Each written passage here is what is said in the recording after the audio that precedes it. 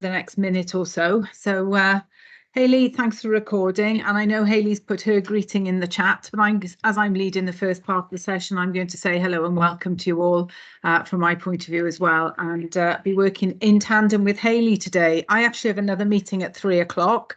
We realise the session is 2 hours and we always try and run to time, but I will be going about 3 o'clock and leaving you in Hayley's capable hands. So I'm going to take the first part of the session that's looking at self-evaluation, and Hayley is going to pick up then on school development planning. So Hayley, if we can have the first slide, thank you. So we're going to start today with the workshop aims. And obviously we're working in the context of the Welsh Government School Improvement Guidance and Framework for Evaluation. And I think the purpose of today, and I'm hoping it really is a session where you will get involved, is to share your practice, but also to go over some key bits of information for you, some prompts and some reminders. So we want you to as well to use the booklet that was emailed out to you yesterday. If you haven't got that, we can get that to you. There's an awful lot of information in that booklet, and I think together with the recording of this, that'll be a really useful guide, not only for you, but maybe for your extended team as well, if they're not with you today. And I'm hoping today you might find something new. You might find something familiar that you want to refine, or through your professional discussion and contribution, you may well help colleagues think about their own self-evaluation and school development planning processes. And I think we want to acknowledge today that every setting is going to be different. You are all going to be in different places and coming to this from a slightly different angle given the context of your school. And we'll be referring to context really throughout this session. And I think that is so important, as we move forward. And I think one thing we do want to say is that following this session as well, we won't cover it all today. There'll probably be a lot to think about, but we want to offer additional support if that was something that you feel would benefit you in terms of bespoke support, to look at your cycle or your SDP or your MER calendar. We're happy to support you and provide that both bespoke support via your SIP or through our wider team as well. So we're working within the context of the Welsh Government School Improvement Guidance. We're going to be looking at models for configuring effective self-evaluation, looking at the statutory requirements of the SDP, and really looking at practical ways of developing your SDP as a strategic document that really outlines your school priorities and drives that school improvement. So that's our aims, and that's where we're going to start. So if we can have the next slide, please, Hayley. A little bit of a delay in the slides moving on there, I know. So just to refer to the Welsh Government School Improvement Guidance, it's very familiar to us now, but those three key strands of evaluation, accountability and transparency. And that document really was about ensuring that the culture that there are accountability behaviours drive a culture that aligns to the new curriculum, and that the majority of energy in our system is really focused on school improvement, guided by effective self-evaluation and improvement planning within the context, obviously, of your regional support. And I think robust self-evaluations are fundamental to the new arrangements and the new ways in which we're working. And to support that, the Welsh Government co-constructed the National Resource for Evaluation and Improvement to support you in schools to undertake that robust evidence-based self-evaluation. And also that evaluation to be complemented by the professional dialogue that you have with us in EAS and with the local authorities in that context of support and collaboration. And I think I'm going to refer to the CSSR a little bit later as well, that way in which we've worked in an extended way with our schools. So I'll come to that later. And the idea is that all schools then will have that single development plan that they're working towards, and that will be discussed via the professional discussion between the LA and EAS. So if we can have the next slide then, please, Hayley. So to come on to school self-evaluation, the most effective schools place that high value and importance on self-evaluation so that leaders have that accurate understanding of the school's strengths. And I think in these schools, that effective self-evaluation and the points that we're going to be drawing out today is really going to cover all aspects of the school's operations over time. So your MER calendar, your monitoring and evaluation and review calendar, where you're going to set out your plans, is going to be very important to look over time, maybe not even just a year. As new activities are coming on, you might be planning for their self-evaluation a little bit further down the line. Also then, that effective self-evaluation is really focusing on learner progress. And it is about learner progress, but obviously with that national focus on the disadvantaged and vulnerable learners particularly. And I suppose good evaluation informs both your priorities and actions then that you're going to be putting in your improvement plan. And what you're going to be looking for out of that is those sustained improvements in both learning and teaching, as well as in leadership. And, you know, quick fixes are one thing, and there are times when you may feel a quick fix is just what you need, but what you're looking for is to turn those quick fixes into more sustained improvements, things that will last and stand the test of time. And I think the other thing that effective self-evaluation does is look at strengths to be shared with others, and that's about sharing practice within your own school, but also between schools. And for those of you as SIPs, you have the vehicle to do it, but other schools work as well, don't they, in collaboration and in partnership to share the practice that they're developing and to support each other in developing that practice. It's really one of the strengths, I think, of the system. And good self-evaluation is there to promote professional reflection and discussion, again, within school or between schools, and to look at how we then use that self-evaluation to inform professional learning, so that from our self-evaluation, we're looking at what we need to do to further upskill and develop the talents of our teachers and our staff. And we're looking as well through self-evaluation to improve our planning of Welsh medium education and Welsh language provision and standards in our school, that other sort of national drive that we've got. So if we can have the next slide. When we're talking about areas for evaluation, and I want to make that point that all schools are different, and their self-evaluation might have a particular focus, but over time, we really do need to be looking at all aspects of what we do. So that's leadership and our vision, the curriculum, learning and teaching, and that well-being, equity and inclusion. And when we share these slides, you'll see that there's a link there to the National Resource for Evaluation and Improvement. And you can look at that because those areas are the areas covered by the NREI, and those are the areas that you need to be thinking about over the period of time. And I said earlier, context is key, not only in terms of your pupils and your learner profile and where your school is, but also, I suppose, in terms of the experience and knowledge of your staff in terms of self-evaluation. And therefore, it's very much thinking about how you're going to cover those three areas in your current context. And we're going to be looking in more detail later on and give you an opportunity to discuss some of these things as well. And we're going to come to our first professional discussion activity now. So if we can have the next slide.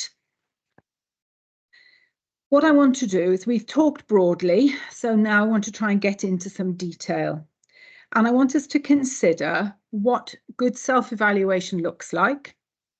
What does a planned programme of self-evaluation activities look like? What should it include? And who do you think needs to be involved?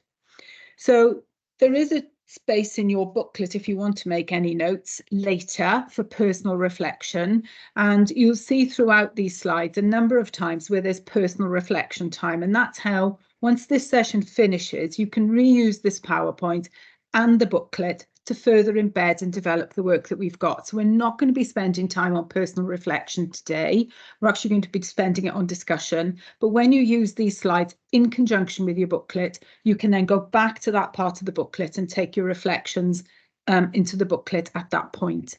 So what I'd like us to do is to consider those questions.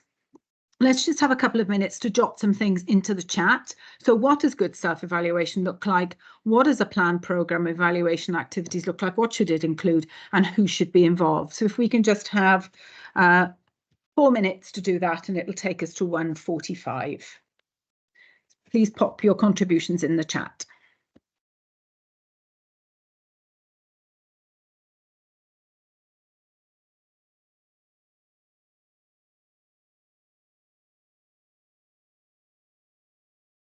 Hayley, I can't see the chat on my screen. Oh, that could be to do with your login. I'm in Hub. Oh, that's very odd. Not even you don't have it along your bar along the top, do you? Hang on, no, let me check. Anybody else got that problem? Actually. Yes, I can't do. chat either. Yeah, me too. Yeah, it's not available. Okay, we'll have to How do this a bizarre. slightly different way then. Could you, that's fine. Could you raise your hand if you just want to make a contribution? That would help. And then maybe we can just have some general contributions to help with this discussion. So anybody like to start me off? So Emma, would you like to start me off? Yeah, I'll go with the easy point, number 3. I think everybody should be involved. You know, all, not just senior leaders, but everybody in the school. And in my case, in my service, from senior leaders down to bilingual teaching assistants. Doesn't mean they might all do it at the same, you know, the same type, but everybody should. That's what I would say. All of us. Yeah, and I think Luke's picked that up as well. Involves everyone, staff, governors, leaders, children. Yeah, and any other points around who's involved? Any comments around the role of middle leaders? And I think a lot of the schools I work with, Sally, a lot of them would say that middle leadership of self-evaluation, potentially not just within secondary, but within primary context, is an area that many heads feel could be developed further. Depends where you are in your self-evaluation journey. And that's, I was in a primary school just a few days ago, having that conversation about middle leaders becoming more involved. I can see Joe's written in the chat as well. Joe, do you want to come in? Going to... Yeah, I was just going to talk about the middle leader side of it, because that is part of our school development and has been for the years that we've been open. But it takes time. And, you know, with a lot of the recommendations that are coming across in making sure that self-evaluation is concentrating on the right things, and that is obviously, you know, the learning of for the children, the well-being, you know, it's taken a long time for us to get our kind of coordinator work right, because we've needed to make sure that at the first instance, the senior leaders have got it right, and that goes down to the middle leaders, so that it's not just a kind of an old school monitoring and tick list checking that stuff's going on, but those people are actually evaluating their discipline as it is, or their subject area correctly, and looking at the right things that impact learning. And that work takes an awful long time, particularly when you're trying to keep them in front of the children in the years that have come post-COVID, because the teachers need to be in front of the children as a priority. So it takes a long time, and it's still going. So agree. And I think, as you say, those middle leaders are central to that, aren't they? And we'll come back to middle leaders a little bit later. So we've certainly got that notion that everybody needs to be involved. And there's a comment as well. Where is it? It's Jay Munslow. I think you've mentioned that looking at your STP priorities. Do you want to come in on that one? Sorry, I don't know people's first names. I do apologise. I'm just picking them up from the chat here. Hi, it's Jenny. Hi, Jenny. Doing okay? Yeah, I mean, I think, like I've said, really, it's just trying to make sure that, you know, when we plan out our self-evaluation, that we tie it in with our SDP. So our SDP targets and success criteria then directly linked to the MER activities that we do. Yeah, and I think also it's making sure, and one of the things sometimes that we find when we go into schools is they don't regularly review progress with actions, or they review progress with the actions but forget to look at the impact of what they're doing. So you might have completed your actions, but has that actually had an impact on learner progress or outcomes for learners or learner well-being? So, you know, what is it you set out to do, and why have you done it? What difference has it made? It's that good old so what question, isn't it? But I think coming back to your SDP and getting that cycle going is a really important one. We've also got self-evaluation identifies strengths and areas of improvement and involves a variety of forms of MER, and we'll come to that later, and linked to those priorities.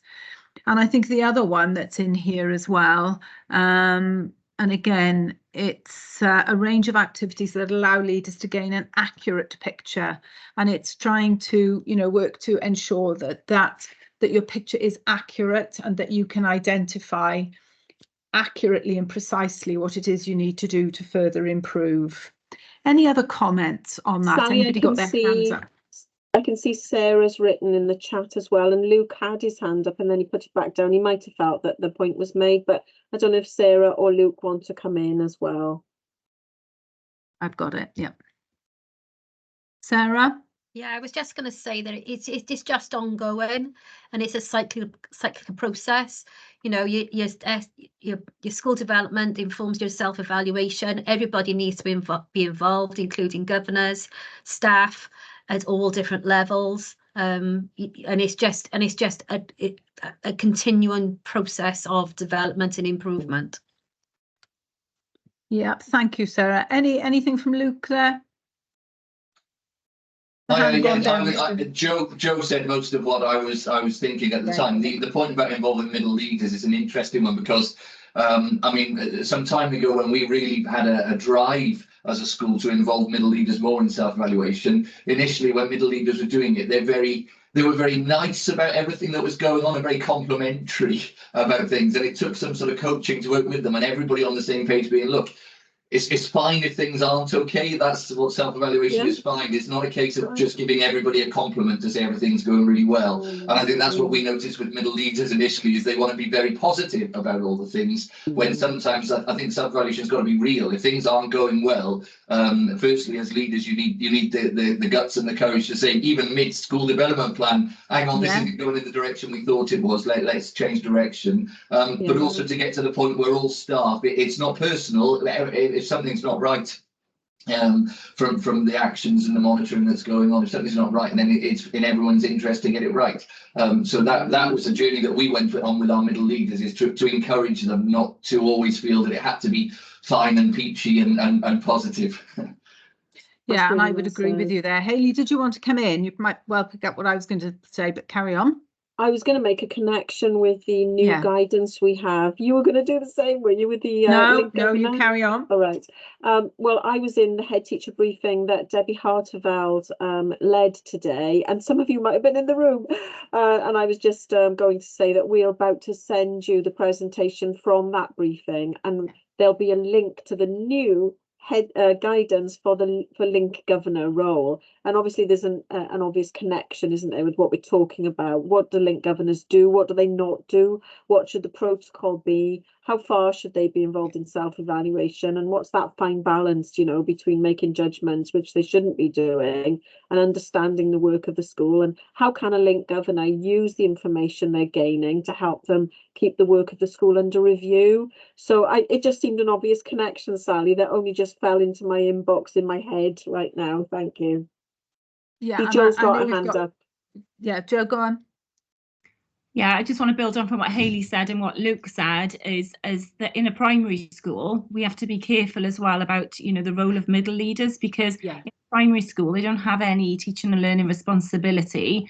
And, you know, that work needs to be carefully looked at, because, you know, coordinators in primary schools are often asked to be heavily involved in like the decisions and the evaluation decisions.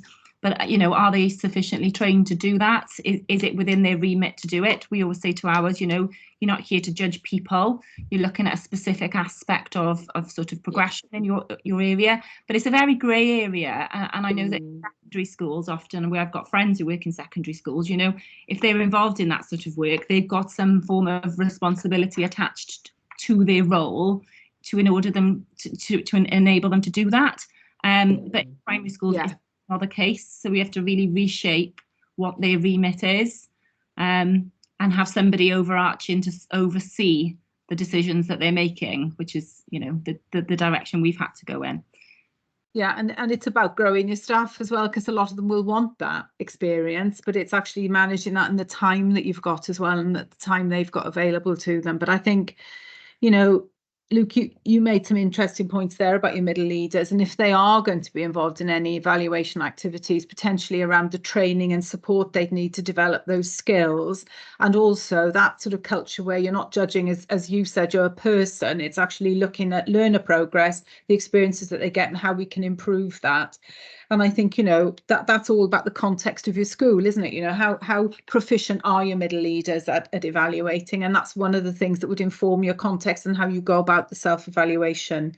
But I think, you know, from the questions on that slide, just some general takeaways that we've put into the chat and that we've discussed is that what you're trying to create, going back to that Welsh Government document, is that culture of improvement, that it is a continuous cycle. And I think, Sarah, you mentioned that, didn't you, of actions that are integrated. They arise out of your SDP. It is an ongoing evaluation of where you are. It isn't a bolt on, and this is where it works really well. Please interrupt. And if I don't see a hand up, just say, can I just make a point? I'm more than happy with that.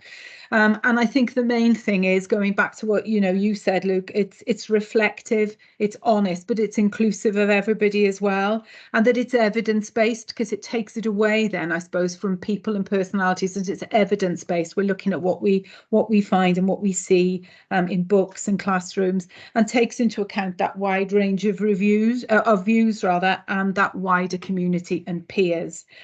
And I think it's about being innovative and to improve what we do whilst driving a sharing of effective practice. And I think the key thing is as well, it's working and sharing that practice within our schools and between our schools. And the other key takeaway, I think, from this is the way in which we've shifted the use of data. We talk now about using data proportionately alongside other evidence that we've got to evaluate our strengths and areas for improvement in that sort of new culture of accountability that we've got. So it's that different emphasis, I suppose, on data.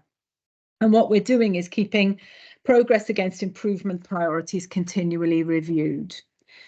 And I think to look at the second question, what does a plan programme look like? You're right, it's over time that we're looking at what sort of activities we're going to undertake. And also what we've tried to do as well is, if you look at Appendix D in your booklet when you get a chance, there is an example there of a directed time calendar. So when you're actually looking at people's commitment and how you're going to manage the MER calendar against people's workload, there is an example of a directed time calendar in there that you know, I see sometimes in secondaries as well, particularly they've used that. And I think the key thing is when you're looking at what does a planned programme look like, it is quality over quantity. It is not about doing lots and lots and lots of self-evaluation. It's about what you want to evaluate, how can you best evaluate that, and how can you get quality information back that enables you to see the impact of what you do. And coming back to that third question of who's involved, middle leaders, we talk about them as the engine room of the school, don't we? And we want them to have that comprehensive understanding of their area, of learner progress, of teaching typicality in their area. And in the booklet that you've got, you'll see some helpful documents in there. So the first one, Appendix A of that document, includes an example of a menu of straightforward evaluation activities that could be used by middle leaders. And we've also got Appendix B and C, which provides some examples of middle leaders' calendars for self-evaluation and self-evaluation tracking sheets. So you could certainly use that with your own middle leaders and adapt it as best fits you. And if we look at the involvement in middle leaders, it was something that was flagged by Eston in their annual report. Their ability to be skillfully involved in self-evaluation was highlighted as an area of importance in 21-22. So we also have our other sort of stakeholders and their role in self-evaluation, which we've mentioned in the chat, the learner voice, the parents, the local community. And Hayley drew attention to the new resource on the role of Lincoln governors to support governing body involvement, and that will come out to you soon. And also your SIP is an important part of your self-evaluation, because our role is to step alongside you in those activities as part of your planned programme. And one of the things you can do in terms of who's involved, and capitalizing on your SIP is to undertake a CSSR. And if you were in the head teacher meetings this morning, we spoke very much about that. A CSSR, some schools have used that approach and have had really successful CSSRs. Schools find them very useful. You drive the agenda of that. You identify what it is you want to look at. You form the day. You talk to SIP about what that day might look like, and together you can put a plan for that. And we can bring in sort of a wider range of people to support you. If you wanted to look at skills, we can bring in some of our skills leads. So you can use a CSSR to very much have a good look at an aspect of what you're scrutinizing and sort of evaluating within your school. And we'd be delighted to step alongside you to do that. And I think the other thing sometimes that we have done quite successfully, and I know you do it yourselves, is to include peer head teachers or other peer leaders in your evaluation. And I did one in one of my schools, and we had a peer head, and that was really useful because they've gone on to work together to develop some of the areas because they found common things that they were looking at. So really what you're going to be involved in is going to vary depending on where you are. But the key thing is that over time, with your self-evaluation activities, you're looking to make sure that each of those groups of stakeholders, to use the jargon, have a meaningful contribution to self-evaluation within your schools. So Hayley, if we can have the next slide, please. And thank you for your contributions to that discussion. That was really, really helpful. So in your booklet in table 6, there's a really comprehensive table of activities that you could select from. And can I just say, the notes on this would suggest that maybe you could do that over a year. There's a mass of activities in there. You would use those activities over a very long period of time. So you can certainly have a look at that and select from them and use those activities alongside the NREI to generate discussion about what you want to improve in your school and how you can do that. And I think, we've talked about thinking about the quality rather than the quantity, and there's some questions on the right-hand side. And what I suggest is that you would use those very much as part of your reflection in school and with your leaders. So for us, thinking about it, are you happy with your current self-evaluation activities? And I want you to reflect on this, and we'll just have a few minutes of feedback. Is there anything you think you'd change? What sort of things are you thinking of changing? And do you think all of your leaders are well engaged in self-evaluation activities? So just have a little think for a minute on, are you happy with your activities? Is there anything you're thinking about changing? And do you think that your leaders are appropriately involved? So again, anybody want to put anything in the chat or just chip in, please?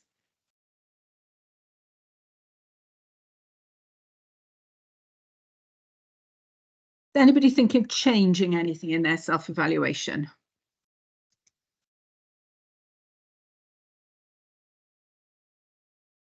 Anybody thinking of developing any roles? Oh, Joe.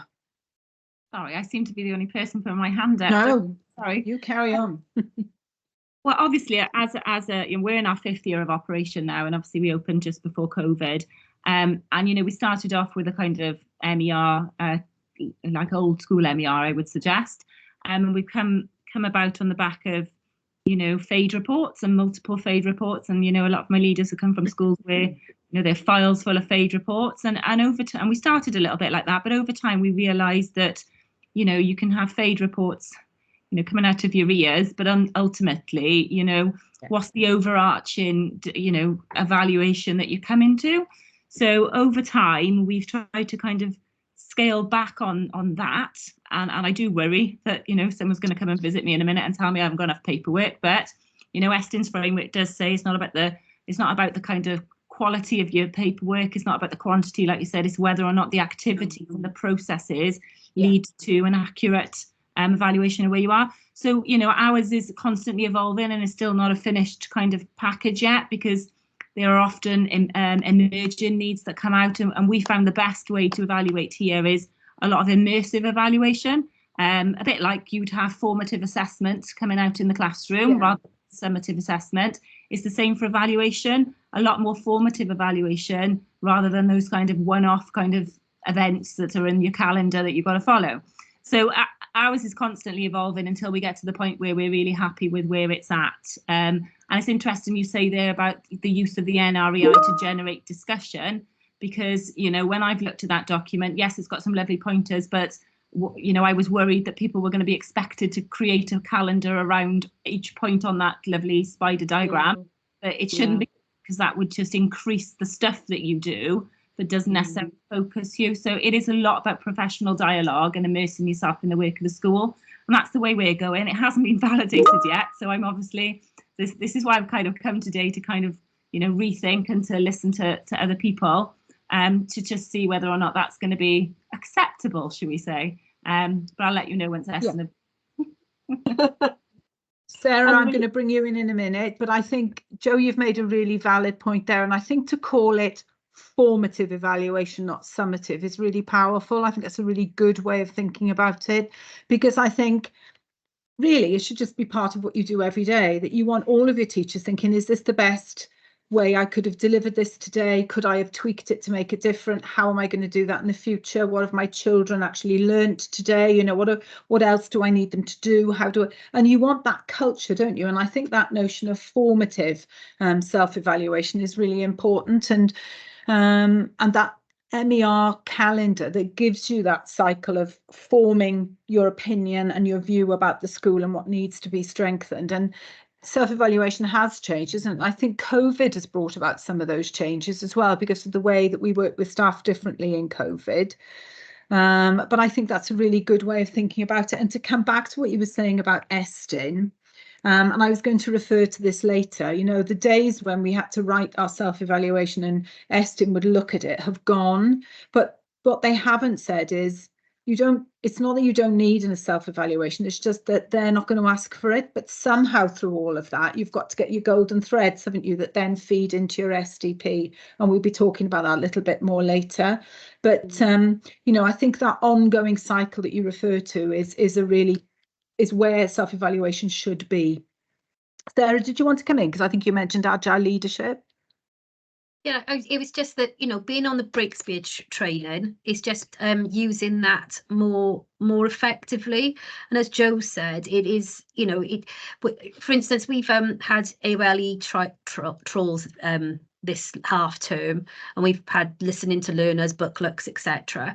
But we shared, and everybody's filled in fade forms, gone through the process. But then last night in the staff meeting, I just asked staff to share what to sum up their fade forms, and we had more valuable conversations last night with those, in reviewing that than we have had looking at fade forms. Because who are the fade forms for? They're for myself, the SLT.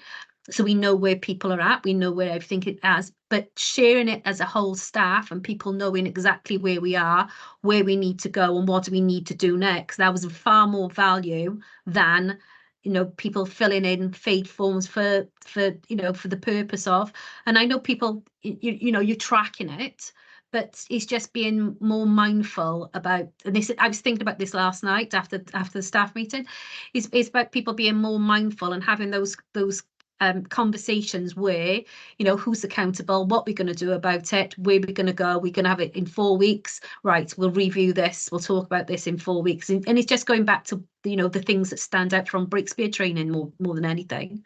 So you know, that is exactly where we are at the moment. And I think, as you say, that place where you maybe, yes, your fade forms are there, they're in a folder, they look great, but who are they for? But it's very powerful, isn't it, when you're discussing it with staff, because then all of a sudden it's done with staff, not to staff. So you're shifting the buy-in.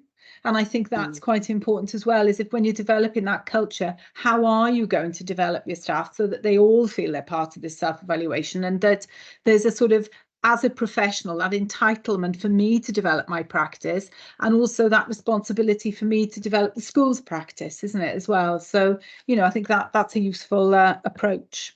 Any other hands up? Can I just make a really brief point as well, Sally? Yeah.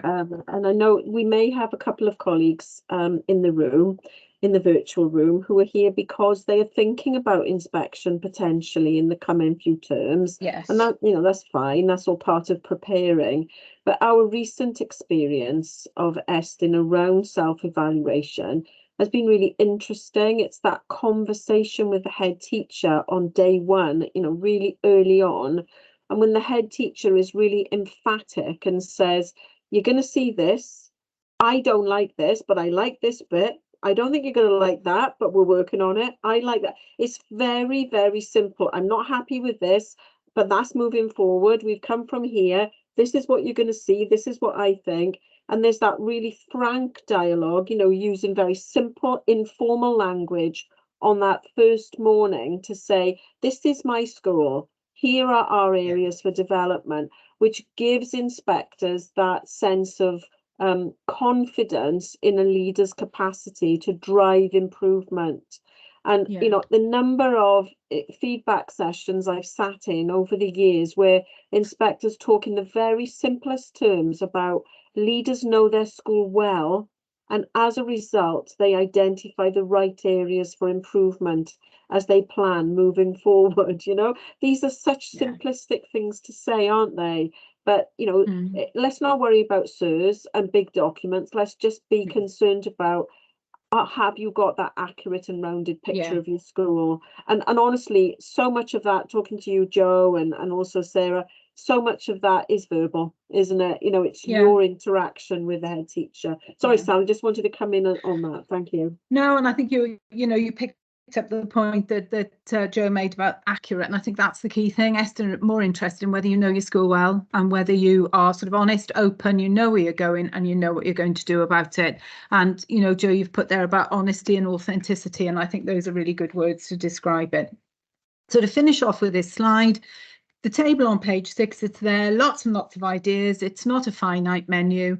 It's something practical that you can use over time. And when you look at the booklet, in parts of the booklet as well, there are sometimes sets of questions to support those activities. And it's just to emphasize to you that this booklet's a really helpful resource, and that a lot of the work from this session will go on when you look at the booklet, you look back at the session and you do your own personal reflection. So if we can move on then, Hayley, please. What we're looking at then in terms of this is in your booklet, pages 9 to 18, looking at teaching and learning. It's the largest section of that booklet. And, you know, again, those resources have been brought together from across the region. So select what works for you.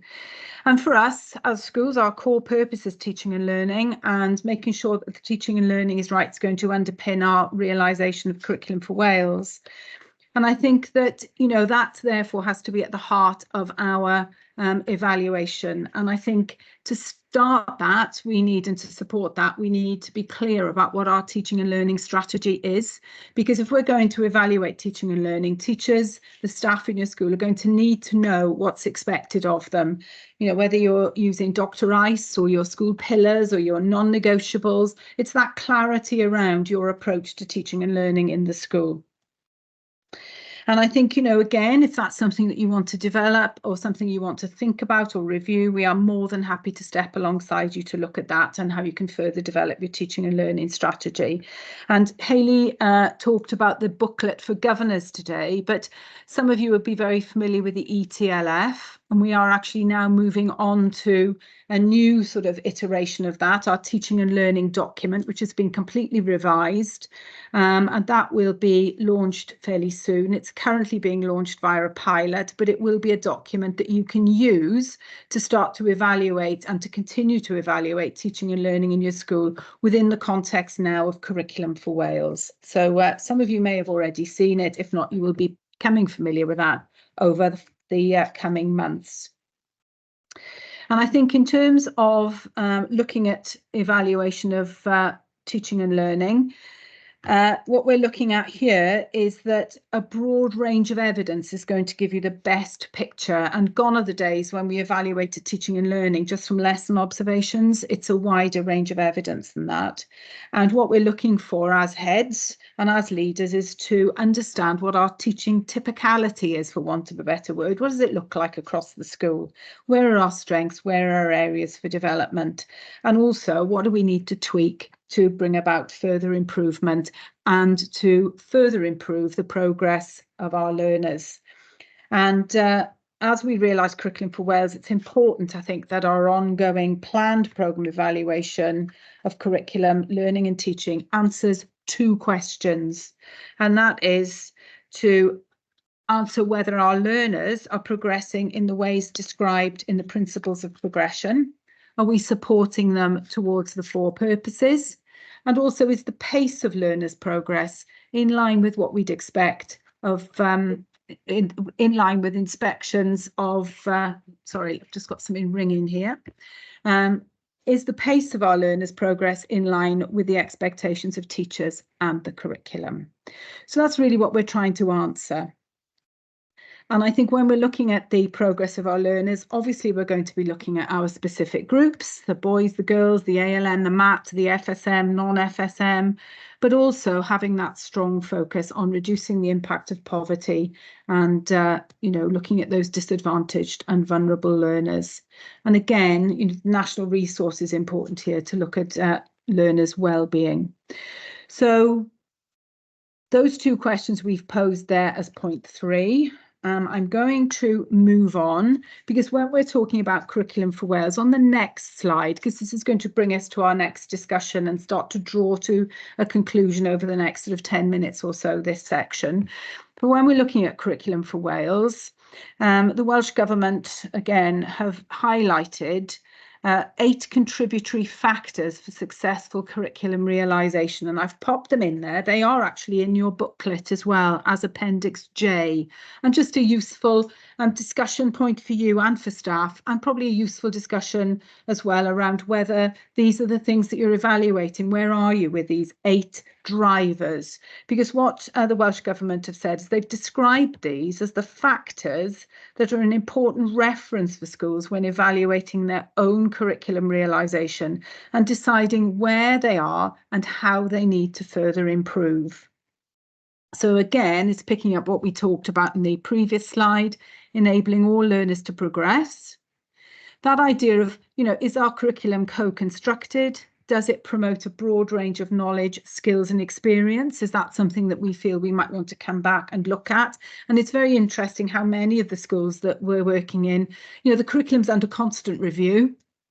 We know that, but they've already started to think about where they're going for September, how that's going to change, how that's going to evolve from what they've already developed. And some schools are actually looking probably at some significant reviews of their curriculum. Now they've had time to sort of trial things and embed things.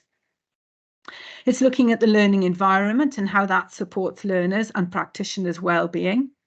And it's also looking at supporting practitioners' understanding of curriculum and what works through that inquiry and pedagogic skills of staff. So we're looking at that. Has staff got the pedagogical skills that they need to develop the curriculum? Is that an area where we need to provide further professional learning? And it's enabling ambitious professional learning for all practitioners. And they talk about reflection and self-evaluation and improvement within schools, and also building better relationships between schools and their families. So those are all areas that we could come to and look at in terms of our self-evaluation. And I think that it brings us on nicely to the next slide and a chance for us to discuss some of the things that we've just seen. Because what I want to have a look at is, how do you evaluate teaching and learning over time? Because we're not looking at those we're not looking at those quick fixes, as we said. We're looking at evaluating teaching and learning over time to give us a picture of teaching typicality. You'll know as heads, won't you, where your strength is and where maybe you need to give teachers some additional support. But what we're looking for is that general picture of our teaching over time. And also, have you changed your approach to support the realisation of Curriculum for Wales around the way you evaluate? So I'd like us to just really consider those 2 questions. So what strategies do you use for evaluating your teaching and learning over time? Are there things that you think you don't do that you should? And also, has your approach changed now that you've implemented Curriculum for Wales? Let's have a couple of minutes to think about that. And anybody want to chip in?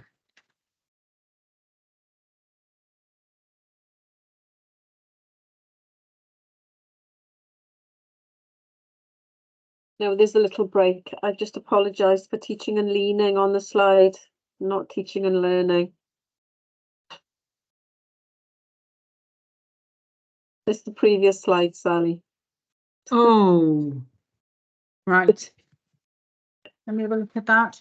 We've got a comment. It's okay, I've corrected it. Joe's come in. Thank you, Joe. Okay, Joe.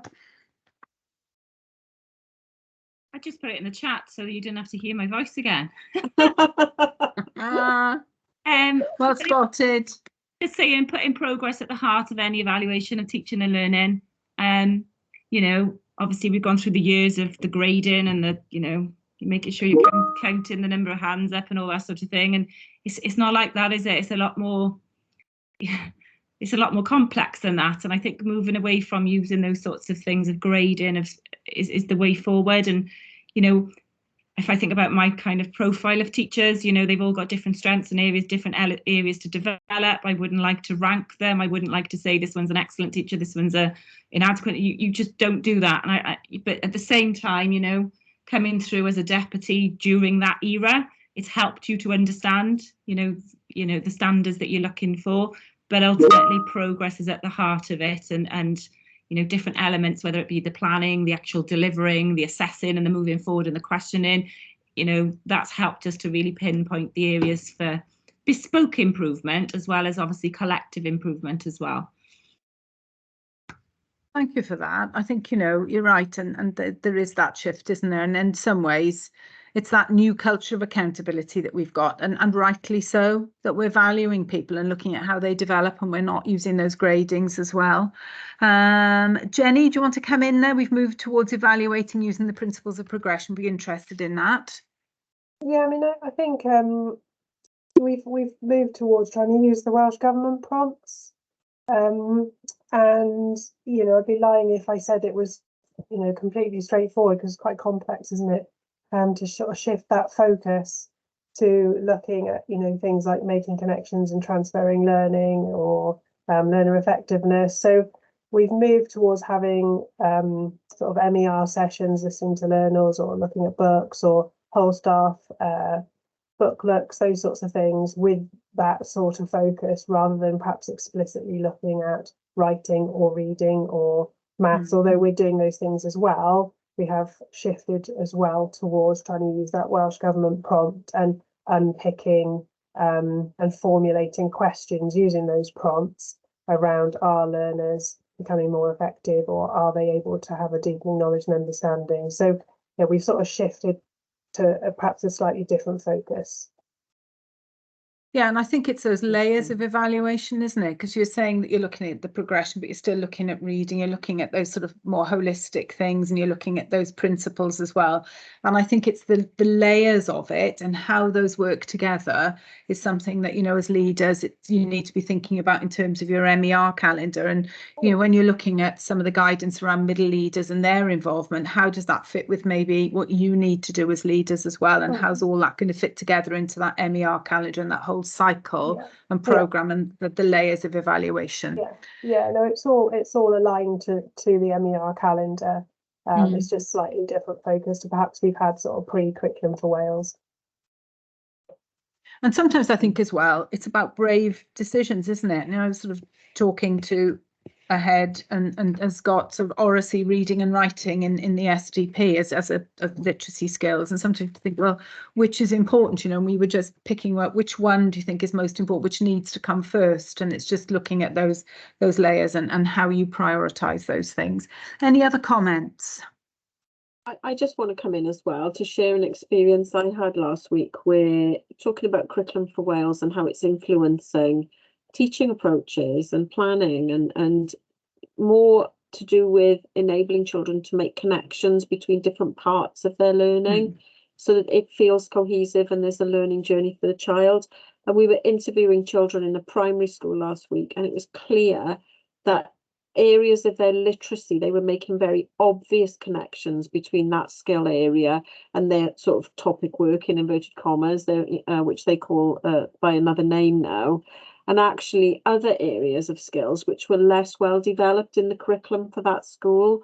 So just talking to the children enabled leaders to say, okay, we're doing all right, it's feeling authentic, it's feeling joined up for the children, but not in this area, you know. And that was so powerful, because all that was really was a conversation with the children, you know, and it was quite organic and free flowing, this conversation about their learning. And it emerged that there are areas of their skills learning that they're not connecting with other parts of their learning across the school week. So, and that was just a chat. There was nothing formal about it. So how powerful to be able to think, okay, we've taken this new approach. What are the children experiencing? And I know everybody's doing that, but it was really powerful to do that last week. And I think it brings a degree of precision, doesn't it, Hayley, and that you're looking at how the skills are sort of relating to one another as well. Absolutely. And I think on that slide, we've put there point 3 and 4. We're not going to look at the teaching and self-evaluation activities in the resource booklet now. That's for you to do as a follow-up activity. There's a lot of information in there. You can actually use those and some of the suggested questions that you've got around that, and use that personal reflection time with that booklet to think about your own school and how you know, what you're doing now and what you feel you need to tweak in order to sort of further improve. So to start to draw to a close this section, if we can move on. It's very interesting. I know we don't necessarily do things for Estin, but I know a number of schools have got Estin in mind at the moment because they are expecting their next inspection. And the annual report has just been published, and it was quite interesting to see that self-evaluation featured in the sector reports for both primary and secondary school. And you can see there that Estin noted that in secondaries, in the majority of cases, self-evaluation processes do not focus well enough on impact, and leaders do not plan precisely enough for improvement. And I think that Hayley's going to be starting to talk about how your SDP can help you be more precise in your evaluation through the way in which you formulate your success criteria. So it's going to be quite useful to look at that, particularly in the context of those Estin comments there. And for primary, their point was that too often self-evaluation and improvement processes lack rigour, do not focus on outcomes for pupils, and do not identify key areas for improvement in the quality of teaching, particularly in classes of the youngest pupils. And to go back to those reports, in primary, 43% of the primary schools inspected received a recommendation relating to improving the effectiveness of self-evaluation and school improvement activities. And these recommendations often related to a need for leaders to focus their activities more closely on the impact on outcomes for pupils. So it is going back to drilling down into what difference we are making. And in secondary schools, 86% of the schools inspected received recommendations relating to self-evaluation and improvement planning, particularly regarding how precisely they focus on the impact of provision on pupil progress. And in secondaries, 64% of the schools had a recommendation to improve the effectiveness of teaching. Now, there's 219 primary inspections and 28 secondaries because of the difference in numbers, but that's still quite a high percentage of schools picking up comments about self-evaluation and also recommendations around teaching. And the teaching and learning resource that the EAS has developed and that you will be accessing over the coming months is looking at how you can get precision around what you are trying to evaluate in terms of teaching, because you'll often see improved teaching and learning, but which elements, and your evaluation should be enabling you to drill down into which areas you need to improve, and those become your sort of targets, your objectives. And it goes back, I suppose, to what Hayley was saying in that conversation, that precision around, talking to learners and how they were applying their skills. So to finish this section, I just want to come on to the final slide, because sometimes what we find is that when schools are writing their self-evaluations or writing their FAIDs or their commentaries, they're not precise enough and evaluative enough in their language. And so we've just put an example there. Because in your booklet on page 37, Appendix F, we've put some guidance on how you can write evaluatively using the quantifiers and the qualifiers, and some of those words that might help you write qualitatively about what you actually see. So you've got there, for example, teachers are not always clear about how they can support learners to further develop and refine their skills. As a result, so it's the impact, isn't it? So what? If teachers are not able to do that very well, that's meaning that pupils can't do this. So that's going to be something we want to develop. And you can see through that example that we've got in there some quantifiers, majority, a few, and some qualifiers, as well as a worthwhile range of interventions. Beneficial arrangements are in place. However, the strategies pupils learn on these programs are not consistently utilised when they return to lessons. So those are the things, the ensuring those strategies that pupils use in their interventions are picked up in their lessons might be something you want to put in your SDP, and also how teachers support learners to further develop and refine their skills. You might need to drill down on that to address that. And I want to just come back to the SER. We said it earlier on, you no longer have to do that sort of long SER document that you present to Estin and they read it and you're writing the Estin report for them.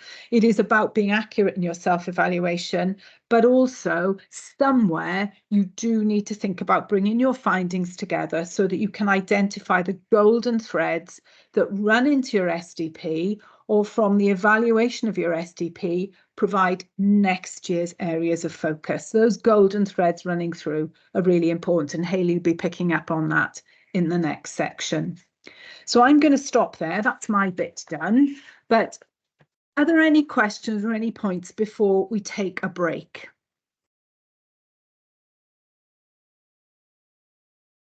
Great. So if we, Hayley, do you want to just give it 5 minutes? Yeah, I think I was literally thinking a comfort break, grab a coffee. So 5 minutes should mean that we will finish early, and I know people always appreciate that. Yeah. The last time we ran this session, it ran to about 10 minutes short. So we'll see whether the same thing happens this time. So if we return, please, at say 25 to, that gives you 7 minutes, a generous 7 minutes. I'm going to go camera off and mute, and then see you in 7 minutes time. Thank you, everybody. And thank you all for your contributions.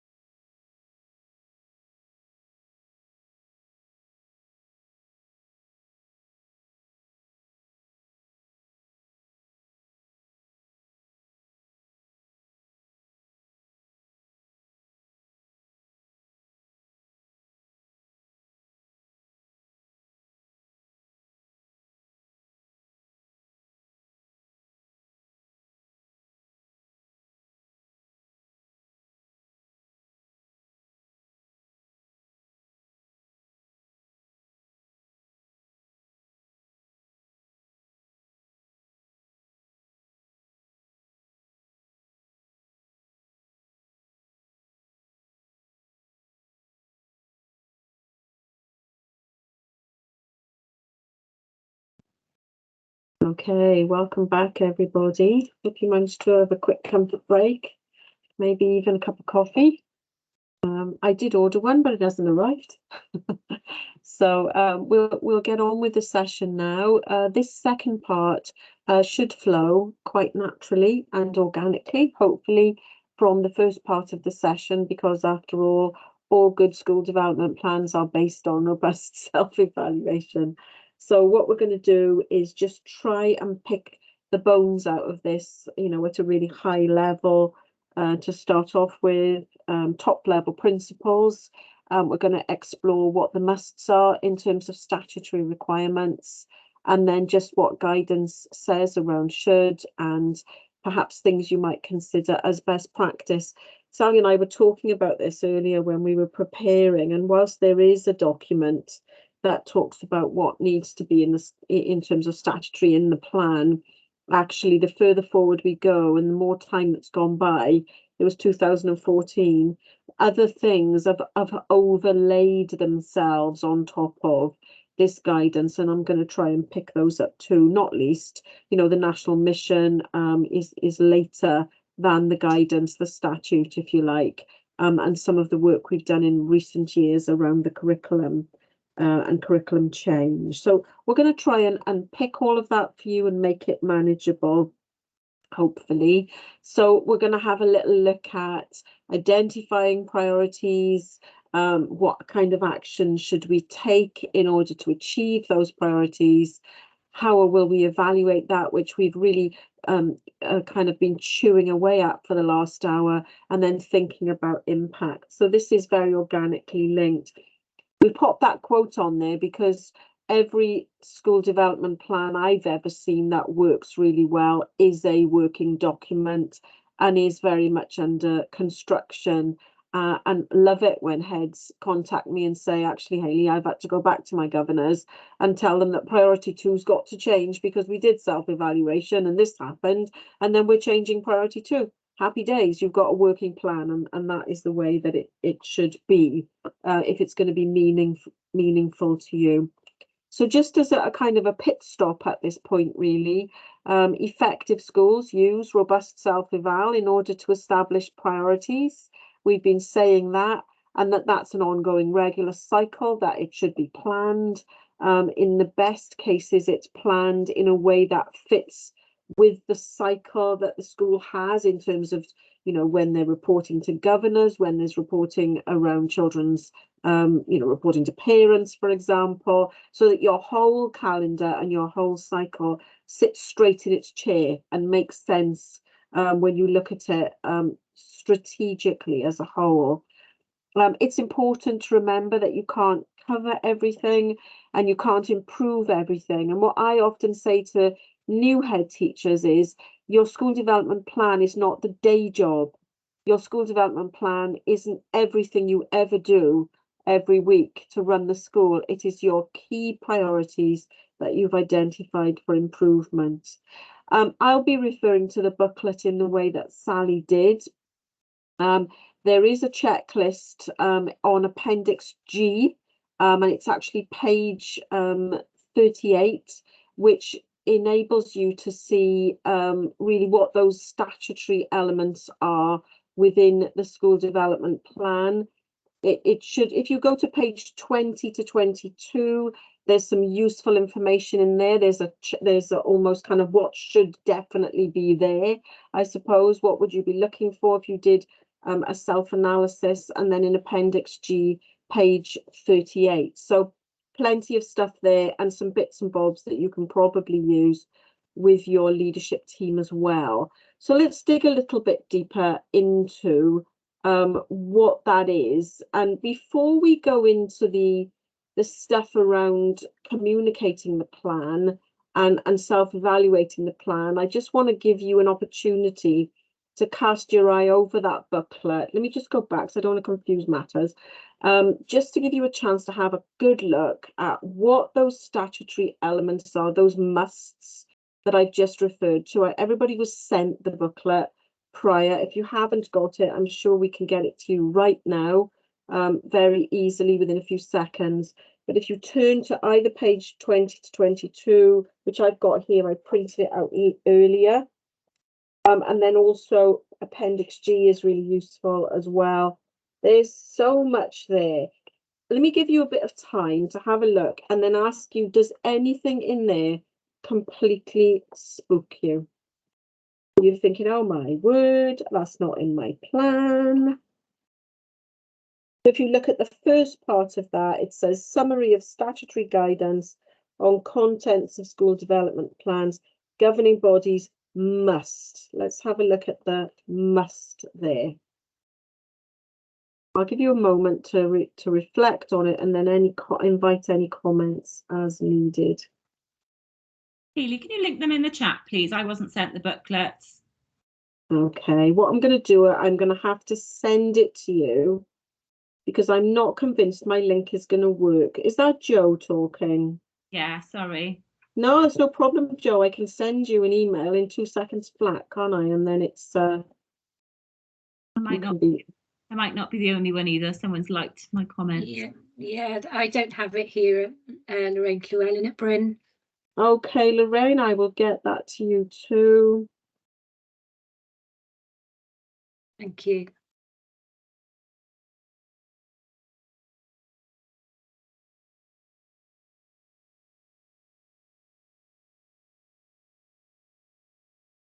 Joe, is your email? Oh, I got you. I thought you got a hub one now, haven't you?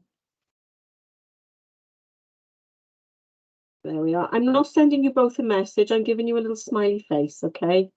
And I'm just sending it to you now. Thank you. It should arrive straight away. So you're looking at page 20 into 21. Any thoughts there? Anyone having any thoughts?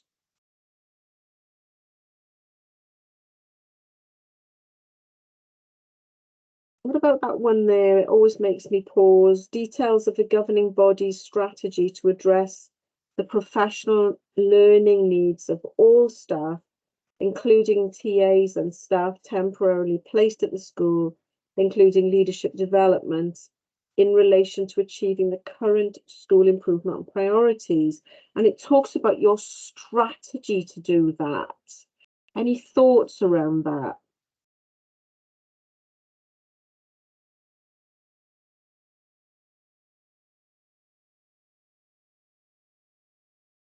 So I got that from page 21, and it was about 7 bullets up from the bottom, the governing body strategy to address the professional learning needs of staff.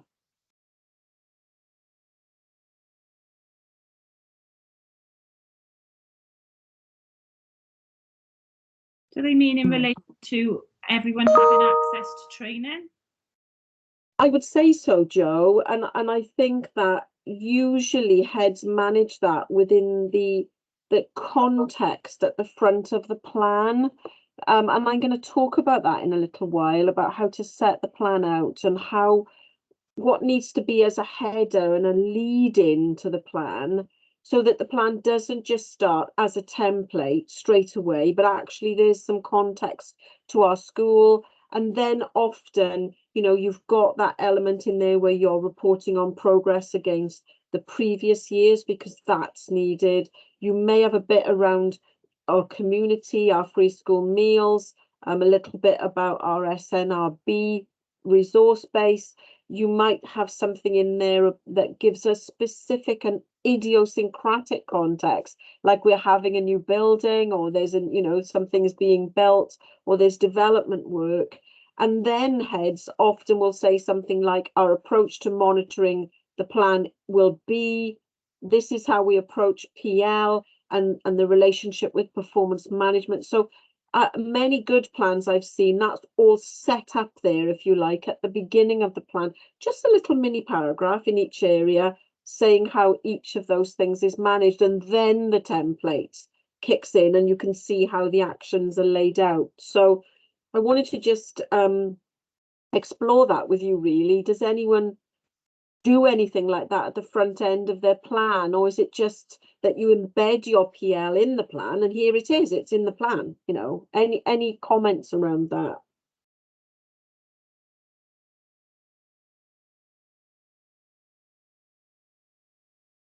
deafening silence. Is anybody thinking, oh, I don't do that? Because it's not the law, the police are not going to come. But it's a useful thing, I think, to have some kind of a statement. And I certainly have seen it a lot in PIAPs, for example, or PIAPs, where they will set out, this is how we will monitor the plan, this is how we manage PL. Joe, I can see you've put a comment in as well. Do you want to say something about that, Joe? And hello, Joe, nice to see you. Sorry, Hayley.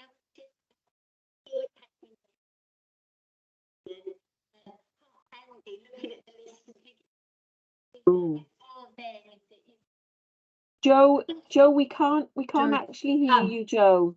If you can turn up your volume, that'd be brilliant. You're coming and going, Joe. Okay, sorry. Oh, That's now you're better. back. Can you hear me now? I can, yes. I Try won't move. again. We used to learn some of the agile leaders now. Okay. Gone again. Okay, sorry. Joe, what I do when that happens to me is I leave the meeting and come back in. So give it a try, Joe, because it sometimes works. So hope to see you in a second. Any other thoughts around that? Or do you just want to let the thought rest there that how we manage the PL side of it? Because I've had inspectors, certainly when I've been working with schools that are in a category, say to me that there isn't a strong enough link between professional learning for staff and the priorities the school has moving forwards, that it's not a clear enough link between that and then the performance management. So any comments around that, how you do that in your own plans? I was just going to say that obviously, you know, we pop that in there where there's going to be professional learning for staff in relation to the priorities, but that's kind of a collective professional learning. And then within our own, when you break down to the ongoing evaluation of the school and the kind of little plans that come from each evaluation, it might be more bespoke plans that come out across the course of the year with your action evaluations. But if captured in the school development plan, you know, it depends how explicit it needs to be, doesn't it? You know, that's right. And you would never evaluate PL as a whole, would you? You know, you would never come to sort of, you would never upload one one judgment about the quality of PL. You would look at the impact, wouldn't you, of individual PL that you've done.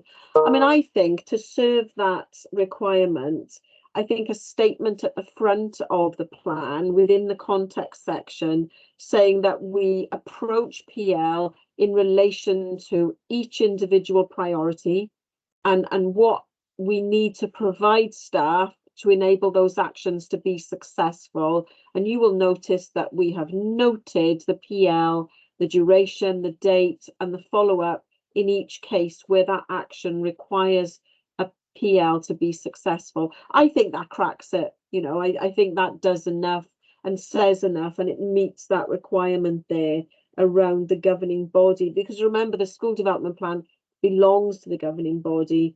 How the governing body has a strategy for ensuring that the professional learning needs of staff are met, and maybe a sentence in there about, from the routine cycle of reviewing progress against individual objectives within individual performance management cycles. Clearly, individuals would be provided with the PL that's required to be successful against those objectives. I picked it out because I think it's an area that's thinner in the work that we do with our school development plans. It can be neglected. Just to move us forward, anything else on the musts there? Any thoughts on the musts? Okay. I was just going to, sorry, it's me again. I was just going to okay. I was just going to pull out, it's saying about certain, I mean, a lot of my STP doesn't cover a lot of this, so, you know, I'm probably not the only one, but No. it's about the school improvement priorities for the current year, and it also says that it must improve the school improvement priorities for the 2 school years immediately preceding it. Now, I've I've got an evaluation of the previous year with the priorities and the review, but I haven't got the year before, because, you know, there's another development plan that's got that. So I didn't know you had to put it into copy and paste job into the new one. So that's interesting, isn't it? Is that a new thing? No, that's No. always been there in the guidance, and many staff, I mean, many heads rather, will do that as a rag, Joe. Literally, they'll paste in very, very high level. Priority 1, this aspect of literacy, yellow. You know, priority 2, this aspect of leadership, green. And they will literally rag rate it. It's got to be a high level progress judgment. Other schools will write a little mini paragraph against each priority as an overview. A bit like our end of term progress reports that we do in EAS. So there are various ways of doing it, but you have to report against those. Sally, do you want to come in? Yeah, it was just to say that I've seen a few where the 3-year plan isn't there, but it should be that 3-year plan with your first year in detail, second year in less detail, third year even less detail still. But when we're asking SIPs to look at your plan for you as part of the school support overview, it's against this set of criteria they're looking really. So those may be discussions that you can have with your SIP as well, because they've sort of got this checklist and would look at your plan in relation to that to support you. Thank you, Sally. And one of the things we want to do today is literally to offer you a surgery as well. I'll talk about it again at the end. But if at any point during the session you're thinking, oh gosh, that's not, I haven't developed that, it's not there for me. You know, that's why we're here, is to help you with those things. And I don't think some of those things can come out in a meeting like this. You know, we've got 18 people within the virtual space. Sometimes you just need to sit down with your SIP, or indeed with the PSIP. You know, we're always happy as PSIPs to do that work directly with you, because we like working directly with you anyway.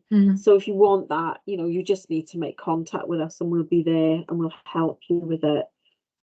In terms of the sort of shoulds, any scary bits in the shoulds, or are we all just sort of using a highlighter pen to think, my gosh, I need to develop that? Anything there? I mean, we've talked about quite a lot of the shoulds because it talks about good practice in linking self-evaluation with development planning, really. It's the shoulds, a lot of those shoulds are about systems within school, I would say. Notice that further enhancement one, which I think is lovely, and Sally has touched it, engaging peers in the self-evaluation process, and also drawing on the outcomes of professional dialogue to develop a shared understanding of progression, using this information to inform where they can improvements regarding the pace, the challenge and the rigor of curriculum and assessment arrangements. That really reminds me of the cluster work that we're doing now, where, you know, you're not writing your school development plan in total isolation now, and we haven't for years. I know that, you know, we don't write them in isolation, and I'm working with schools where the cluster plan kicks in around aspects of progression and assessment, and almost the school development plan is what the cluster plan says, because, you know, they're developing aspects of numeracy or aspects of writing, for example. Anyone want to make any comments? Because if it helps, this is always the spookiest bit of the school development plan, PL, because people go, oh my word, I don't think I've done that in mine. That's normal. Okay, that's why we do this. That's why we do this session. Okay, so let's get us moving forward then, because I want to make sure that we've got time to talk about the writing part of it as well. So I won't read those last 4 bullets because they genuinely are the bleeding obvious, around identifying the priorities and thinking about the actions and the activities we might take. And then we've talked so much about evaluation work. I'm going to move on to the next slide. There are some responsibilities for leaders that need to be discharged.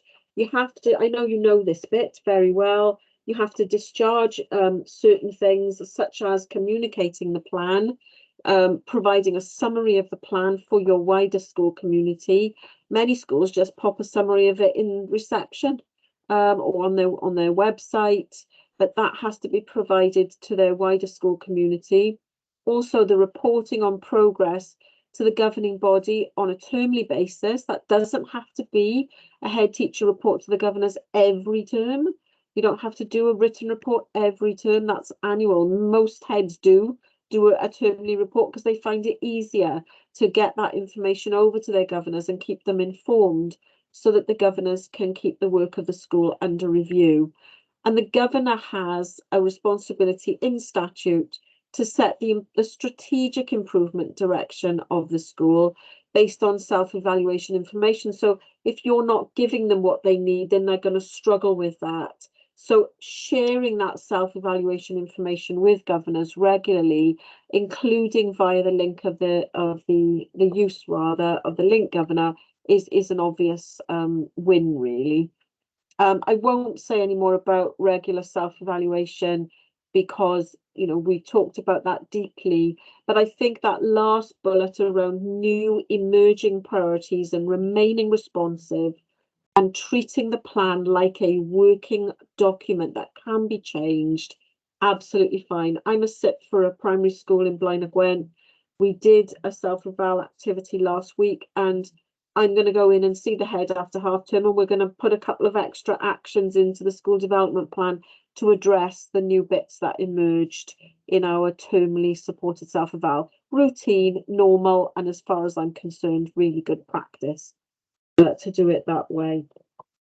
Okay, let's just move us forward a little bit. So I suppose this is kind of, this next slide really is almost like a thumbnail of everything that you would do. It's almost like a zoom out really of how to establish those priorities. What are they? Maybe starting with your however statements in your own self-evaluation. You know, improve pupil engagement and behaviour for learning in lessons. What key messages did, you know, that might have come out as a key message. Deciding on actions, you know, what is the best sequence for our actions, and I'm going to talk about sequence in a moment. And then thinking about, well, when we fixed it, what will it look like? So I just want to dig a little bit more deeply into that. If you want to use this presentation with your leaders back at school, then what, you know, we've added this graphic for you, and you can scribble on this PowerPoint, make it more your own again, and personalize it to your school. But at the very simplest level, you know, it's identifying what you need to do to improve, what you'll do to improve it, and what you want to see when it's fixed. And that first bit about what we need to do to improve, some schools call those aims in their school development plan. Some schools call them their targets, others call them their priorities. I've seen intent, actually, intention or intent as well emerging.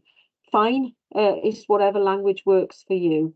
So that we've included that as a graphic so you can develop it really if you want to use these materials in school. I just want to say something about this graphic too, and I'm going to give you an opportunity to comment on it as well. That graphic is a useful little flow chart almost, which is a nice checklist. I think if I was doing some work with my middle leaders, that would be something I might be tempted to use. As you're reading it, because I don't read slides, you can read it for yourself, but there's a lovely logical flow to how to put things together in order to get them to flow cohesively as an improvement activity and as a leadership activity. I want to say something about that middle box, the one bang smack in the middle there, financial demands and evaluation of value for money. The good plans do include specific financial detail. It's the one thing that Estyn moan about more than anything. In my experience, they say that plans don't include enough detail around resource, and they are expecting to see where funding and time allocation is coming from as well, and how that's going to be paid for, because time is expensive, of course. So you know, I would recommend that with the help of your SIP, and we're happy to help you with it. You know, if you're using £5,624.95 to do some interventions in reading using your PDG grant, put it in your school development plan. That will help governors. It will help you later when you think about the impact of your grant spend to just think, well, okay, did that work? Is it a good idea to take that forward? And not just that, but also your resourcing. So if you write, I don't know, 3 PL sessions, and then you just write in the resource column time to do that, time for planning, time for delivery, it's really helpful to say how long it's likely to take you to plan that. It could be half a day to plan it, maybe a whole day, and the delivery could take 2 hours or 3 hours, and follow-up could be another 2 hours. So just to get that feel for how long things are going to take you can give you a sense of, gosh, we're going to be having to look for supply here, we're going to have to invest. And it makes you think about how expensive time is and what your priorities are, really. So I just wanted to say something about those 2 boxes because I think they are important. The other thing, can we just look at Hi, the Hayley. one? Oh, thank I'm you, off. Sally. I've got another meeting. Thanks ever so much, everybody. Thank Bye. you, Sally. Sorry, all I can see is my screen, everyone. I do apologise. That does mean that with Sally gone, everyone, you're going to have to shout at me, and I won't mind at all if you want to stop me at any point. I think it's important to make a point about the box which is in the middle, targets for improvement, on the left-hand side there, and also the one at the middle in the centre at the top, analysis of strengths and weaknesses. I think really powerful plans that work well set out their stall at the beginning of the plan. And they say, look, here's our context for our school.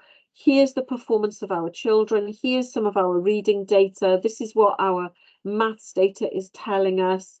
And as a result of that, we've set these targets.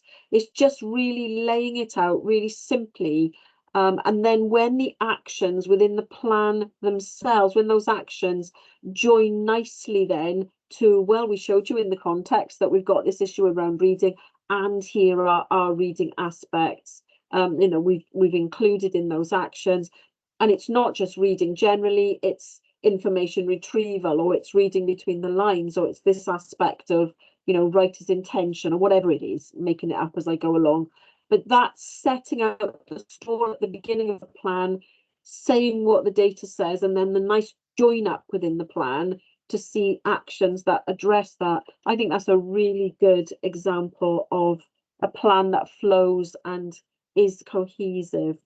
Right, what I'm going to do just for a moment, I'm going to pause for a second and just give you an opportunity to ask any questions or make any observations. Anything so far around what we've said, what's in the Good School Development Plan, the approach that can be taken, anything there that you want to comment on at all, or is this all what you would expect us to have said in this session so far?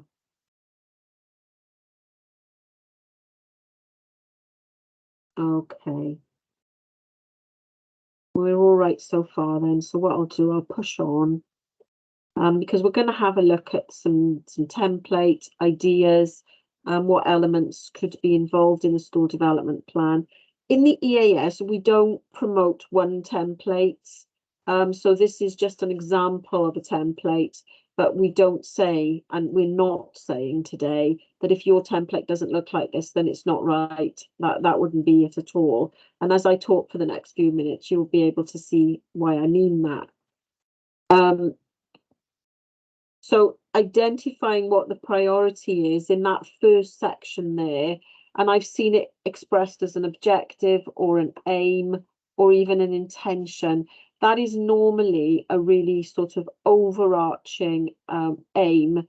It's a broad brush intention, and in a moment we're going to look at a numeracy one together just to give you a feel for how that could be worded. I know you know how to word it because I've seen many of your school development plans. And then beyond that, the kinds of actions that you would take in order to address that, split up into specific, explicit actions that you will do on the ground. This is very operational. The actions are operational. What will you do? In what order will you do them? Would it flow right to do them in this order, or should we do the PL first? And then what do we follow the PL with? And then should we speak to the parents later? getting that order right is really vital, and being research based as well in what you're going to put money and time into, I would say, is also vital. The success criteria, we're going to dip our toe a bit more deeply into it in a moment, but it's really what it will look like when you've fixed it. And I'm going to hopefully give you some useful advice around that, because the main issue when people ask me to help them with their SDP is normally one particular issue, which is that actions and success criteria, they tend to get a bit mixed up. Sometimes intentions get mixed up as well with actions. So I want to just make sure that we don't finish today before saying, you know, there's a couple of little keys that are really easy that you can apply, and it's a quick fix. And you can share those then with other leaders in the school, and that will help you to avoid those confusions. And the monitoring cycle as well. Monitoring and evaluation, how you will check as you go along. I would suggest, as strongly as I possibly can, that to just write in there, excuse me, books or pupils or meetings. I think you need a bit more than that. And I would suggest that you would say something like book look, specifically focusing on aspects of connectives in writing, 29th of the 3rd, 24, 2 hours after school. You know, just be really, really explicit about how you will monitor, and then you can rag it. You can red, amber, yellow and green it, or rag it, whenever, you know, that suits you within each half term. So this is only a suggestion, and it is absolutely not what we would expect you to do. I'm going to pause for breath and give you a chance, because I still can't see you. I'm only looking at my screen. Anyone want to come in there? Jump in. You'll have to make a noise because I can't actually see you. Hayley, it's Emma here from GEMS. Can you hear me? Hi, Emma. Hello, Emma. Hi. Yeah, I can. Yeah, I mean, obviously, GEMS is not a school, and I just wondered if, obviously, schools are right there, development planning, but would it be appropriate for some schools maybe to, like, would a service like GEMS be anywhere on a particular school development plan, do you think? Because obviously we work closely with a lot of our schools. I'm just wondering, yeah, or would that not particularly be an area? I mean, I know schools are here. I'm speaking on behalf of schools. Potentially not. I don't know. Okay, let me just answer your question in short. Yes. I think, I mean, what I've started to see lately, and again, this isn't, you know, you haven't got to do this, but some schools that are receiving higher levels of support have introduced a support column into their school development plan, which is really interesting, isn't it? You often see it with PIAPs because obviously Eston are coming and looking at the support. So it ends up being called a single plan, which is, you know, everybody who's helping we're all in the plan together, Emma. Right, okay. But so you could have a column with support in it, and in fact I've been helping a school with one earlier today. But actually, Emma, I would suggest you would even put it into key actions. So to liaise with GEMS service to review provision in this aspect of, you know, early language acquisition. So I would say that yes, really, Emma, that could be. It's for the head teacher, isn't it, to make a decision? Obviously, it'd be up to individual schools and heads to make that call. I just wondered.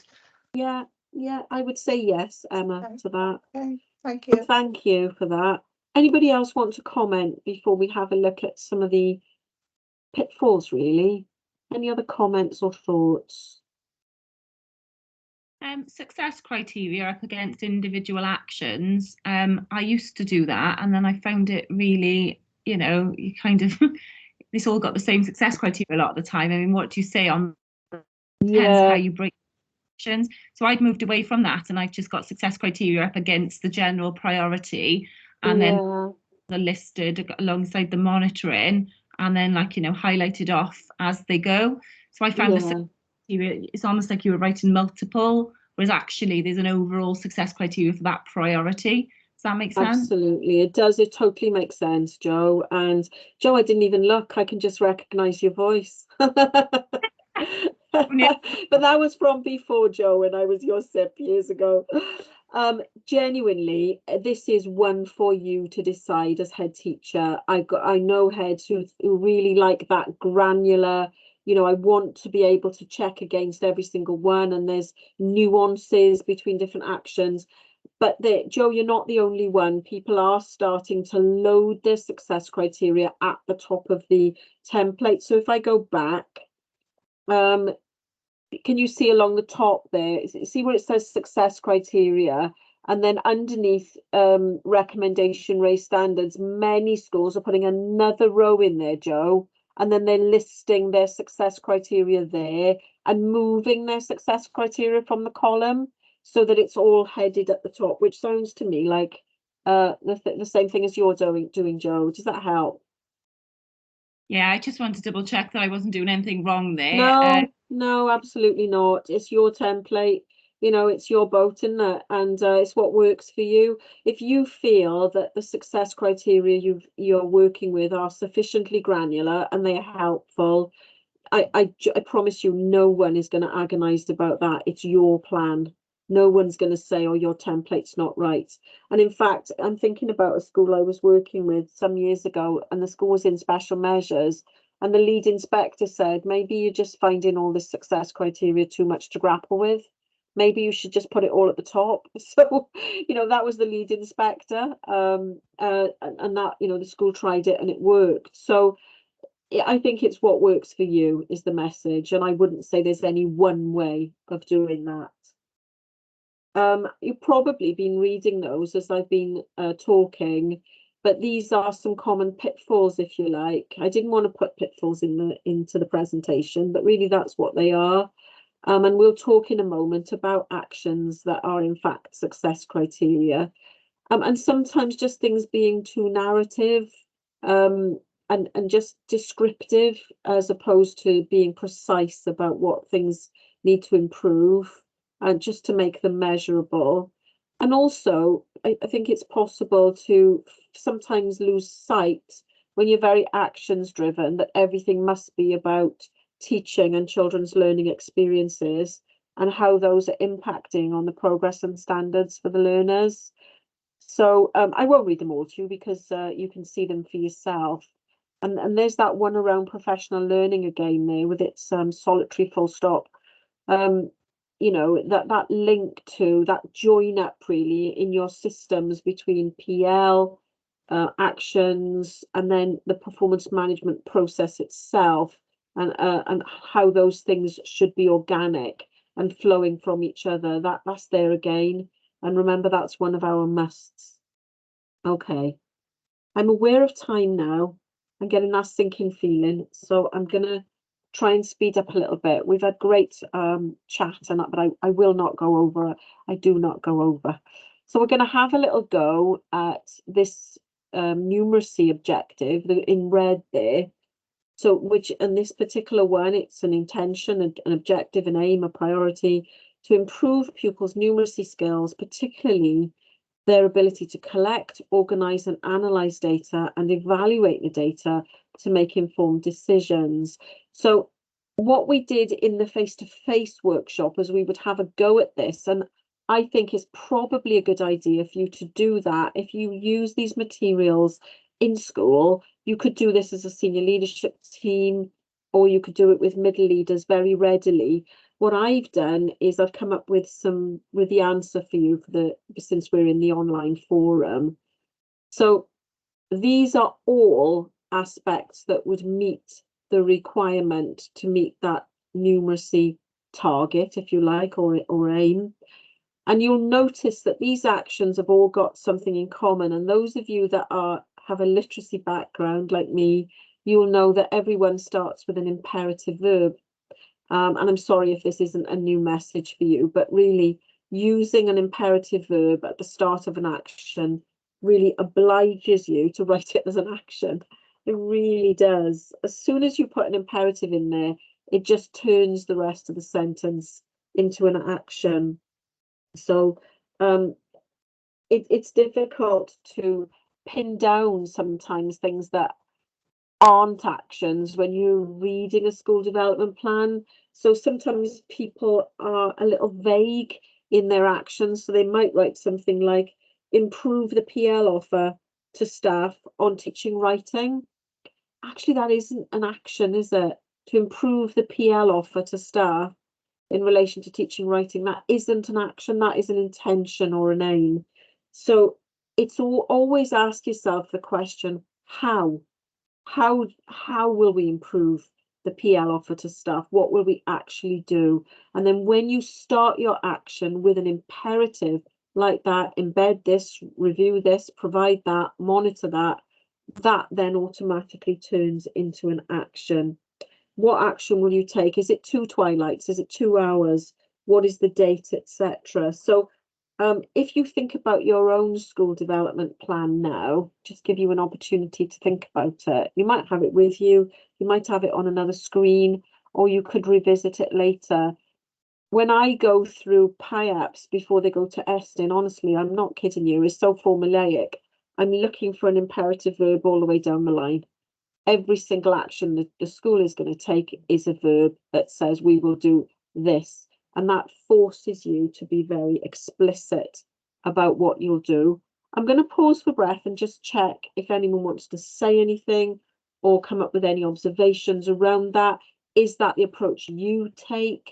If it isn't, does it sound like a good idea? Any comments?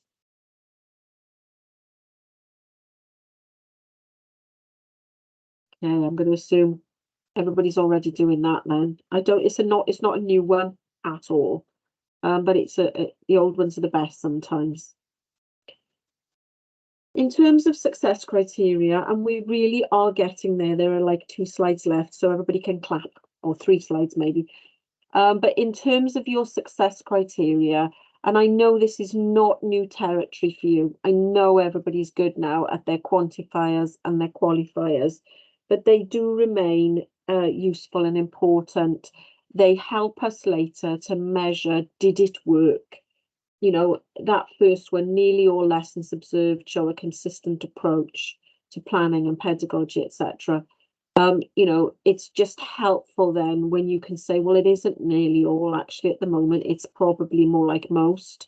Is it consistent? Not completely. So when you use these qualifiers and these quantifiers, they really help you later to judge and to report to your governors around how successful that action's been and whether you need to return to that and take another run at it. The most useful advice I can give you around writing success criteria is almost as simple as the imperative verbs advice. If you write it in the present tense now, as though it's done, then you don't write about it as an action that I've got to do and I will do. So write about it in the now. By the end of January, the majority of pupils' books demonstrate at least satisfactory progress. Most books demonstrate you're almost writing it in a non-finite way. It's now, it's happening now. If you say this will, you know, by the end of January, the majority of books will demonstrate, you start to wander into actions again. So try and write in the present tense if you possibly can for that success criteria. And it just helps you to describe it as though it's done. And it's also very helpful then when you're reporting to governors because you've already done the donkey work with your success criteria that's been carefully scribed to begin with. Any comments on success criteria? Any thoughts? Joe said, shouldn't be against every action, not needed. Fine, I don't disagree with that. Some heads like to, others move it around and put it at the top. Up to you entirely how you do that. Any more thoughts on success criteria?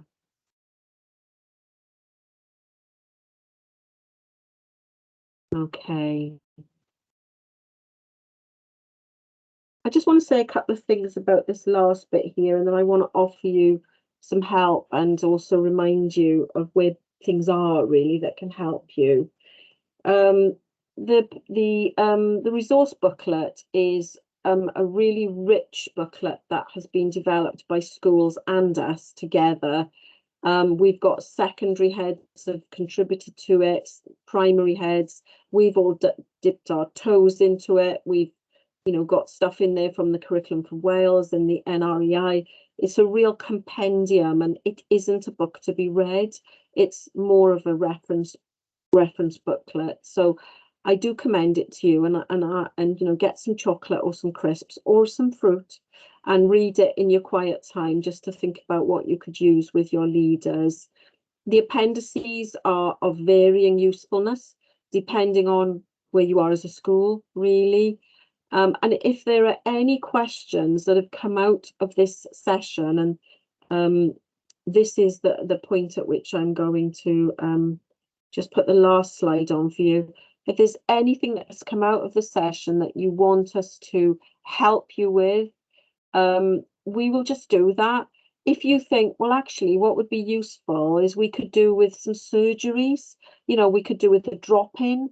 Can you make yourself available for a couple of hours on an afternoon in the virtual space and just be there on mute, and I'll drop in with my SDP and we'll spend some time together. Can we have a face-to-face workshop surgery at Gateway? We want to come and see you. I want to bring my SDP and do some work. That's fine too. So it's what you need. We're really keen to make it work for you. We don't like being in the virtual space. It works well. We know that, but our preference is always to be together and talk to you as colleagues properly. The key takeaways there. We know that we need that planned programme of self-eval. If you've taken over a school new and you're not happy with where that is and you want some help with real nuts and bolts of getting that up and running, we can help you with that. Also thinking about your priorities, but also having an eye on other forces that sit outside the school, such as the National Reform Agenda and maybe some recommendations from a previous inspection. And then we always encourage you within our region to collaborate and share. And we're just here to help you, really. So I'm just going to just unshare the screen now, because I have an opportunity to really just reflect on what we've been saying in this session. If you want to pop your camera on, you can. I'm going to turn the recording off at this moment too, because I don't think we need it to be recorded. Now we can stop. Thank you, those of you who've been watching the recording.